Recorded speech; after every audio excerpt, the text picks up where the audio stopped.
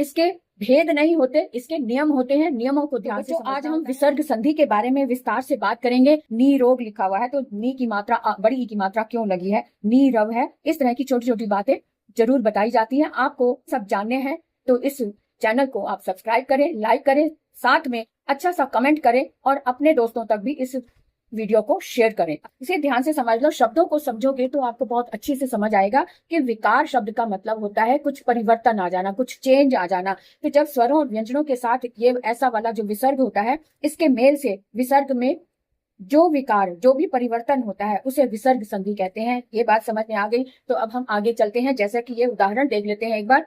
जैसे दुह बल, दू में विसर्ग लगा हुआ है और धन बल है, तो बल के साथ दू मिलने से जो विसर्ग है वो र में बदल गया, तो दुर्बल हो गया। र जो है वो आधा हल वाला है, तो विसर्ग का र बन गया, दुर्बल हो गया। निह प्राण है, यहाँ पर भी विसर्ग है, लेकिन इसका इस वाले विसर्ग को हमने षटकोण वाले श में बदल दिया, तो निष्प्राण हो गया। इस तरह से शब्द बन जाता है। पहला नियम यह है कि यदि ओ, अगर ओ आया हुआ, ओ कैसे बना, यदि विसर्ग से पहले अ तथा परे भी आ हो, विसर्ग से पहले भी आ हो और विसर्ग के बाद भी आ हो, या किसी वर्ग के तीसरे, चौथे, पांचवें वर्ण, किसी भी वर्ग का तीसरा, जैसे क ख ग है तो ग से शुरू हो गया तो ग घ ङ। ऐसे च वर्ग का तीसरा वर्ण ज होता है तो ज झ य। ऐसे ट वर्ग का तीसरा वर्ण ड होता है तो ड ढ ण। ऐसे त वर्ग का तीसरा वर्ण द होता है तो द ध न, है ना। प वर्ग का तीसरा वर्ण ब होता है तो ब भ म।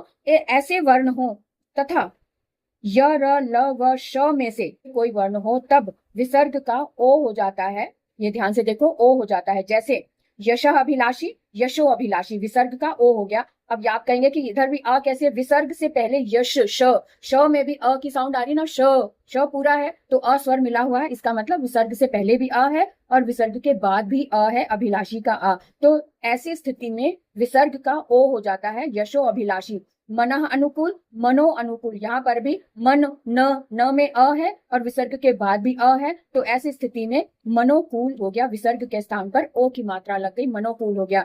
अब आगे देखें और दूसरा नियम क्या है। विसर्ग लगा हुआ है, विसर्ग प्लस ग हो तब भी ओ हो जाएगा। अभी आपने यहाँ पे पढ़ा था ना कि किसी भी वर्ग का तीसरा, चौथा और पांचवा वर्ण हो, तो ये वर्ग का तीसरा वर्ण है ग, तो विसर्ग प्लस ग है तो इसका भी ओ हो जाएगा। जैसे अधोगति, अधोगति, तमह गुण, तमोगुण, विसर्ग में प्लस अगर ब हो तो ब भी तीसरा वर्ण है, प वर्ग का, प फ ब, है ना, तो ब भी तीसरा वर्ण है, इसलिए इसका भी विसर्ग के साथ मिलकर ओ हो गया। जैसे मनोबल तो मनोबल, तपह बल, तपोबल। इसी तरह से विसर्ग के बाद अगर र आया है, र अंतस्थ व्यंजन य र ल व बताया था ना, इनमें से कोई हो तो र य र ल अंतस्थ व्यंजनों में से आया है, इसलिए विसर्ग के साथ र मिलकर भी ओ बन जाता है विसर्ग का। तो मनः रथ, मनोरथ, मनः रंजन, मनोरंजन, ठीक है ना। अब आगे और देखिए, व आया है यानी य र ल व में से आया है, तभी ओ हो जाएगा विसर्ग का। वयोवृद्ध, सरोवर, तपहवन, तपोवन। आप ध्यान देते जाओ कि इसमें जो इसके विसर्ग के बाद जो वर्ण आया है वो कौन सी श्रेणी में से, इसमें से है या नहीं, आप ध्यान दे सकते हैं खुद ही। तो तपहवन य र ल व में से आया तो तपोवन। मनः विज्ञान, यहाँ भी व आया है, मनोविज्ञान। तपह भूमि तो प फ ब में से आया है तो प फ ब भ, ब भ म, तो ब तीसरा है, भ चौथा वर्ण है, इसलिए यहाँ पर भी विसर्ग का ओ हो गया, तपोभूमि हो गया। तेजहमय, तेजोमय हो गया। पयोधर, पयोधर हो गया। सरहजा, सरोज हो गया। अब यहाँ पे भी ज आ गया तो च वर्ग का तीसरा वर्ण ज आया है, इसलिए विसर्ग प्लस ज हुआ तो विसर्ग का ओ हो गया, सरोज हो गया। यशः दा, ये भी द आ गया, यानी त वर्ग का त थ द ध, तो द तीसरा वर्ण है, इसलिए यहाँ पर भी ओ हो गया, यशोदा हो गया। मनहनीत तो मनोनीत हो गया, न है ये, यानी कि ये मनोनीत यानी तीसरा, चौथा और पांचवा वर्ण में से कोई आया है, तो न जो है पांचवा वर्ण है, तो इसलिए विसर्ग का ओ हो गया, मनोनीत हो गया। ऐसे तपह लाभ आ गया, तपोह लाभ यानी तपो लाभ, तो ल भी य र ल व में से आया है, तो इसलिए यहाँ पर भी विसर्ग का ओ हो गया।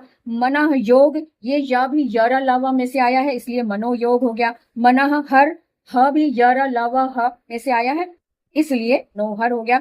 तो आपने देखा कि विसर्ग का ओ कब बनता है, ये सारे इसके नियम कंठस्थ कर सकते हैं।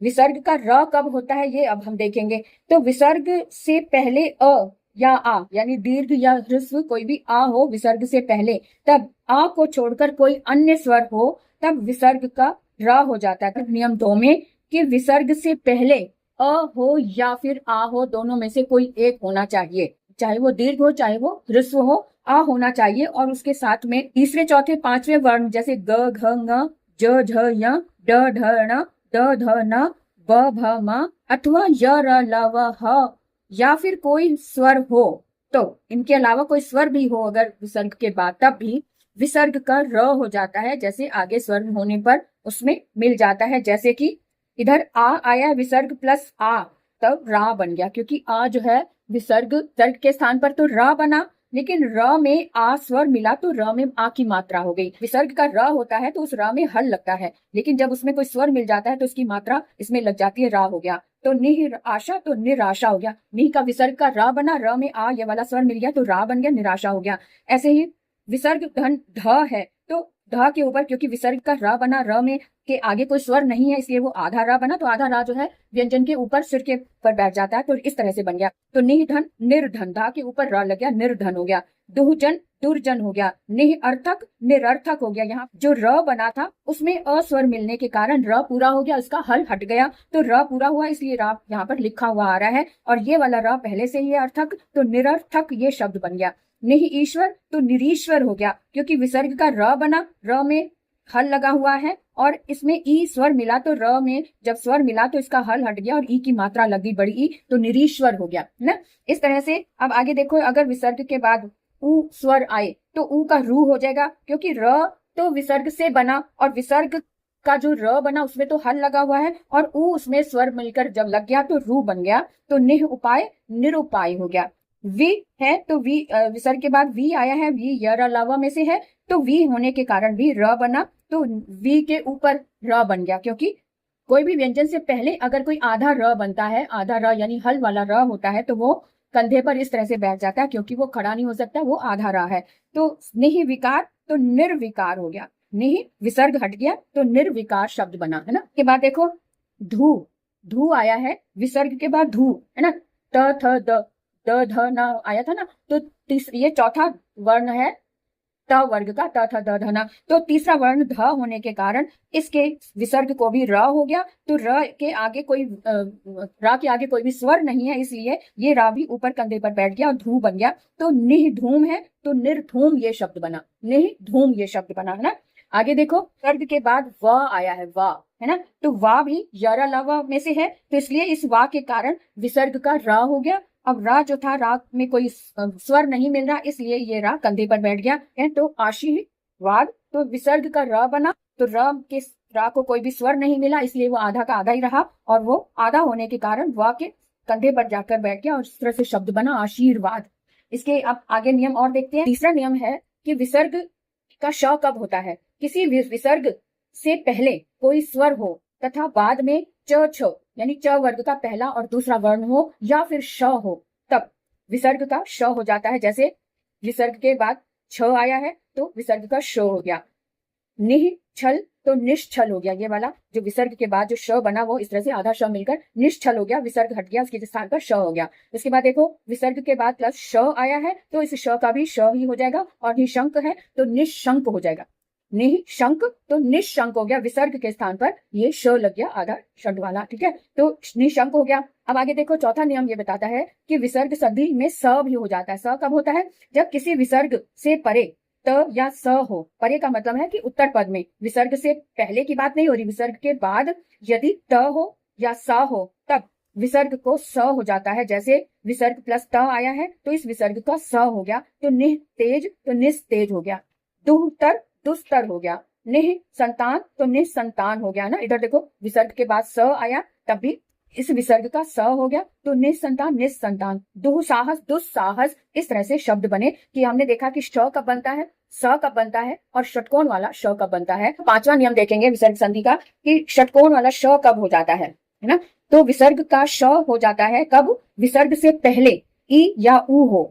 अभी तक हमने अ की बात देखी थी कि अगर विसर्ग से पहले अ या आ हो, है ना। अब यहाँ पर यह है कि स्वर हो लेकिन ई या ऊ हो, विसर्ग से पहले अगर ई स्वर आया है या ऊ स्वर आया है तब, और उसके बाद यानी उत्तर पद में क ख यानी किसी भी वर्ग का पहला और दूसरा वर्ण, त वर्ग का ट ठ दूसरा और पहला और दूसरा वर्ण, प वर्ग का भी पहला और दूसरा वर्ण आए में से कोई हो तब विसर्ग का श हो जाता है। ध्यान से देखो, विसर्ग संधि में श, षटकोण वाला श तब होता है जब विसर्ग से पहले ई या ऊ स्वर हो, इनमें से कोई एक हो, और उसके बाद उत्तर पद में यदि क ख आया है, क वर्ग में से पहला दूसरा वर्ण आया है ना, ट वर्ग में से भी पहला दूसरा आया है, प वर्ग में से भी पहला और दूसरा वर्ण आया है, तब विसर्ग का श हो जाता है। जैसे निह कलंक, तो क वर्ग का पहला वर्ण है और इससे पहले विसर्ग से पहले ई स्वर आया है, न में ई लगा हुआ है ना, तो इसलिए हम कहेंगे कि न में ई लगा हुआ यानी ई स्वर आया है। विसर्ग से पहले ई स्वर आया है और उसके बाद क वर्ग का पहला वर्ण आया है, इसलिए विसर्ग को हटाकर हम षटकोण वाला श आधा लगा देंगे, निष्कलंक हो जाएगा। ऐसे निह काम है तो निष्काम हो गया, निह कपट है तो निष्कपट हो गया, दुह कर्म है तो दुष्कर्म हो गया। ठीक है, हमने देखा ध्यान से कि षटकोण वाला श कब बनता है, जब विसर्ग से पहले ई स्वर हो या फिर ऊ हो। अब जैसे यहाँ पे ई स्वर आया है और यहाँ पे दू आया, दू में यानी कि ऊ स्वर आया है, तो दोनों ही तरह के हमें उदाहरण देखने को मिले। ई आया है तो तब भी निष्कलंक हो गया, ऊ आया है तब भी ये विसर्ग का श हो गया, दुष्कर्म हो गया, है ना। तो इस तरह से अब आगे देखिए इसके थोड़े से और उदाहरण। विसर्ग के बाद यदि प हो तब भी श हो जाता है। दुह प्रवृत्ति, दुष्प्रवृत्ति, चतुःपद, चतुष्पद हो गया, निह प्राण, निष्प्राण हो गया, है ना। इसी तरह से विसर्ग के बाद यदि फ आया है, प वर्ग का दूसरा वर्ण फ आया है तब भी श हो जाएगा, और विसर्ग के बाद यदि ट वर्ग का पहला वर्ण आया तब भी श हो जाएगा। इसके उदाहरण देखो, निफल, निष्फल, धनुटंकार, धनुष्टंकार। इस तरह से इसके उदाहरण हमने देखे कि षटकोण वाला श कब बनता है। छठा नियम क्या कहते हैं, इसमें विसर्ग का लोप हो जाता है। लोप यानी कि गुम हो जाता है। विसर्ग कब गुम होता है, यदि विसर्ग से पहले अ अथवा आ यानी ह्रस्व आ हो या फिर दीर्घ आ हो, और उसके बाद उत्तर पद में यदि कोई भिन्न स्वर अ आ को छोड़कर कोई और स्वर आए तब यानी विसर्ग गायब हो जाता है। जैसे अतः एव है तो अतएव हो गया, है ना। अतः विसर्ग से पहले अ आया है और इसके बाद अ को छोड़कर कोई और स्वर, यानी कि दोनों तरफ स्वर होना चाहिए। ए है अ को छोड़कर, तो अतएव हो गया, विसर्ग का लोप हो गया, अतएव हो गया। नियम 7 में ये बताया है कि विसर्ग का लोप तो होता ही है, साथ में पूर्व स्वर का दीर्घ हो जाता है। यदि विसर्ग से पहले कोई स्वर आया है तो वो दीर्घ हो जाता है। कैसे, किसी विसर्ग के आगे अर्थात उत्तर पद में र हो तब विसर्ग का लोप हो जाता है और उसके पूर्व स्वर को दीर्घ हो जाता है। तो विसर्ग से पहले अगर जो भी स्वर आया है उसका दीर्घ हो जाता है। कैसे, निह रस है तो निह विसर्ग से पहले ई स्वर आया है और इसके बाद र आया है, तो र होने के कारण इस विसर्ग का लोप भी हो गया, और जो ये ई की मात्रा है, ये छोटी ई की मात्रा लगी है, इसका दीर्घ अर्थात बड़ी ई हो जाएगा, यानी नीरस बन जाएगा। निह रस को नीरस बना दिया, तो निरोग तो नीरोग हो गया, निरोग तो नीरोग। ध्यान रखो कि निरोग शब्द जब लिखा जाता है मिलाकर तो उसमें बड़ी ई की मात्रा आती है, नीरस में बड़ी ई की मात्रा आती है। अगर आप छोटी की मात्रा लगते हैं लगाते हैं तो वो रॉन्ग होता है। इन्हीं चीजों से आपने समझना है कि बड़ी ई की मात्रा नीरस में लोग ज्यादातर निरोग में छोटी की मात्रा लगाते हैं, जो कि गलत होता है।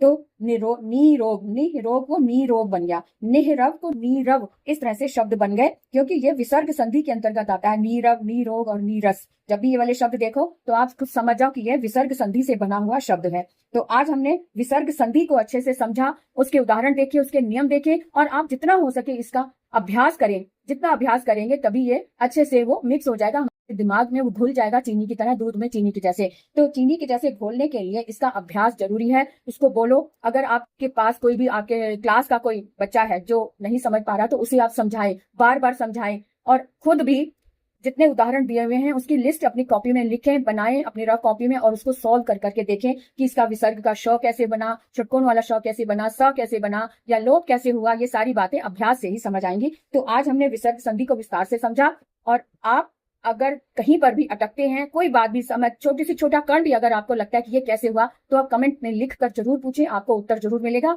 और आज के लिए हम यही विराम लेते हैं, अगले वीडियो में फिर से मिलेंगे नए टॉपिक के साथ। अगर आपके पास कोई ऐसा टॉपिक है जो आप समझना चाहते हैं, कमेंट में लिखकर जरूर पूछें, तो आपको नए वीडियो में आपके टॉपिक के अनुसार हल जरूर मिलेगा। तो आज के लिए विराम लेते हैं, बाय बाय। अगर आपने अभी तक सब्सक्राइब नहीं किया तो जल्दी से सब्सक्राइब कर दो, लाइक कर दो, और शेयर करना ना भूलें। कमेंट करके मुझे जरूर बताएं कि आपको ये वीडियो कितना पसंद है, क्योंकि यहाँ पर मैं हर वो बारीकी बात बताती हूँ जो किताबों में भी नहीं दी होती है। आपका ध्यान इस ओर दिलाने का पूरा प्रयास करती हूँ कि जो बारीकियां हैं उस तरफ भी आप ध्यान देखें। जैसे यहाँ पे नी रोग लिखा हुआ है, तो नी की मात्रा बड़ी ई की मात्रा क्यों लगी है। तो आज के लिए इतना ही, फिर मिलेंगे, बाय बाय।